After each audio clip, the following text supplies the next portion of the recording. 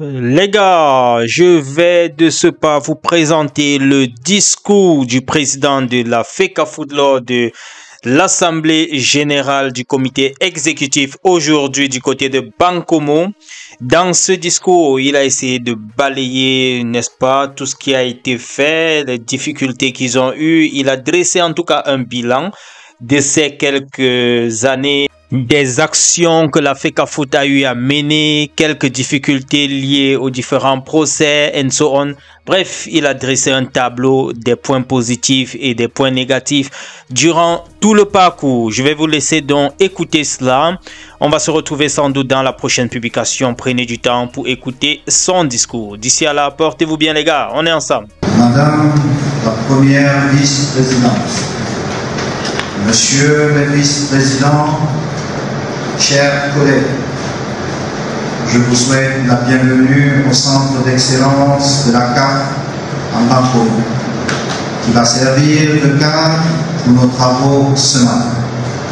Permettez-moi de commencer, en notre nom, à toutes et à tous, de m'incliner devant la mémoire de nos illustres disparus. Président Issa Hayatou, sans lui, ce cadre n'existerait pas. Le président Vincent Onana, qui s'est éteint il y a quelques semaines, mais aussi les acteurs de notre mouvement sportif qui nous ont quittés il y a quelques temps, parmi lesquels les présidents Noah et Koa. Je vous demande d'observer une minute de silence pour eux.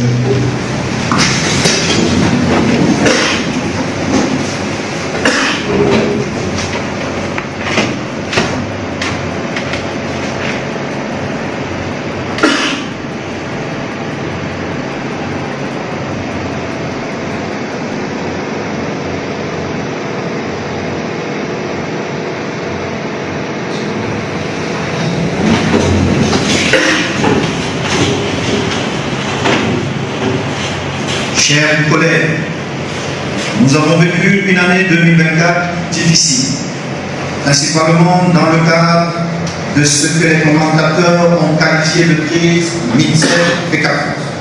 Pour ma part, il y avait la nécessité pour la fédération de faire respecter les dispositions du décret numéro 2014/384 portant organisation et gestion des sélections nationales, signé le 26 septembre 2014 par le président de la République, son Excellence M. Paul Biya. Je ne vais pas revenir sur le détail de ce qui s'est passé, parce que nous avons ensemble et en tout temps discuté du bien fondé des décisions à prendre. Au stade où nous sommes rendus, je ne peux que formuler le vœu que cette accalmie soit le prélude d'un retour à la raison. Les enseignements doivent notamment être tirés de cette période trouble, et c'est le lieu pour moi de déplorer que certains d'entre nous n'ont pas fait preuve de solidarité. D'autres ont avant tout privilégié leur confort personnel, et même souvent, au plus fort de cette crise, ils ont joué contre les intérêts de la nation. C'est aussi le lieu pour moi de dire à mon père, professeur Mungondor, un grand merci devant vous tous.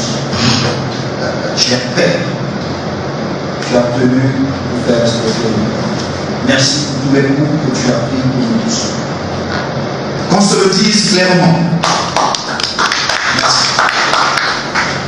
Qu'on se le dise clairement. Le projet qui nous a portés à la tête de cette fédération n'est pas seulement le mien, mais celui de tous ici présents. Les causes et les enjeux de cette crise ne sont pas ceux d'une personne, mais il y va de la survie du mouvement sportif en général et du football en particulier. L'autre leçon majeure à retenir de cette période est la nécessité de construire une véritable indépendance financière. Elle seule peut permettre à notre fédération de pouvoir remplir pleinement ses missions de développement et d'encadrement de notre sport. Nous devons y travailler prioritairement. Pour ma part, je reste convaincu que les actions que nous avons menées depuis notre élection ont permis de redonner vie au football. La vivacité de nos championnats en est le témoin. La ferveur de nos compatriotes et leurs intérêts pour le football témoignent du fait qu'il y a un avant et un après. Sur le plan des infrastructures, nous avons avancé sur nos projets. Les stades de Kousséry et Bamenda sont en phase de finition. C'est l'occasion de saluer notre partenariat avec le pays. Le siège de Ouaka est en travaux et nous avons bon espoir qu'en milieu d'année prochaine, nous pourrons y aménager. L'année qui s'achève a été très difficile sur le plan financier, dans le contexte que nous avons connu. La fédération a dû prendre sur ses fonds propres des dépenses importantes afin de supporter certaines charges des sélections nationales. Il faut le dire aussi, les nombreux procès et procédures judiciaires fallacieuses ont causé un préjudice financier important à la fédération. Autant de ressources qui n'ont pas été consacrées au financement du football. La location de cet argent qui nous est imposé par la force des choses a créé des périodes de tension, tout en étant un frein à notre travail. C'est l'occasion aussi de remercier nos sponsors dont le soutien est indéfectible et la présence encourageante.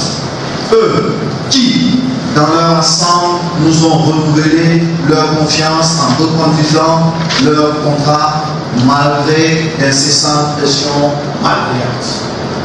Au cours de nos travaux, nous allons soumettre à nos délégués, à nos collègues de l'Assemblée générale, un ensemble de modifications sur certains textes. D'abord, sur nos statuts, afin de mettre un terme à des procédures judiciaires sans fondement et initiées par des personnes qui ne participent pas à nos compétitions et qui font perdre de l'argent. Ensuite, nous devons introduire plus de clarté et de rigueur dans notre élaboration budgétaire.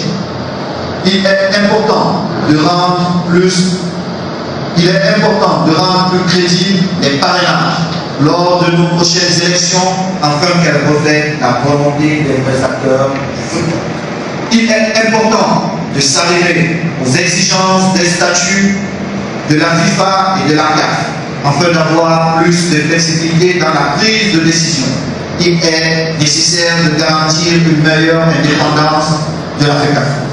Les modifications apportées à notre régime interne de passation de marché ont aussi principalement pour but de s'adapter à notre réalité. Nous avons hérité d'un copier-coller qui, au quotidien, ne permet pas de mener nos opérations en toute transparence. La nécessité de la réforme de notre régime financier va permettre d'accélérer notre ancrage vers une meilleure gouvernance. L'ajustement de l'organigramme participe aussi à ces actions qui permettront de rendre les ressources plus efficaces. Au vu de tout ce qui précède, il est essentiel de réaffirmer notre objectif, qui demeure inchangé depuis ma prise de fonction à la tête de cette fédération. Nous devons intensifier nos efforts collectifs afin qu'ensemble, nous aiderions à redonner à notre pays le plaisir de la victoire et au football camerounais toute sa grandeur. Je vous remercie pour votre aimable et bienveillante attention. Mes amis, n'oubliez surtout pas de vous abonner massivement et de partager le contenu. Likez aussi parce que cela nous permet d'avoir un bon référencement. C'est votre façon à vous de nous aider ici à vous donner les renseignements ou bien les actualités au jour le jour. Et pour d'autres qui souhaiteraient bien, vous avez le bouton Join pour pouvoir soutenir ce canal-ci.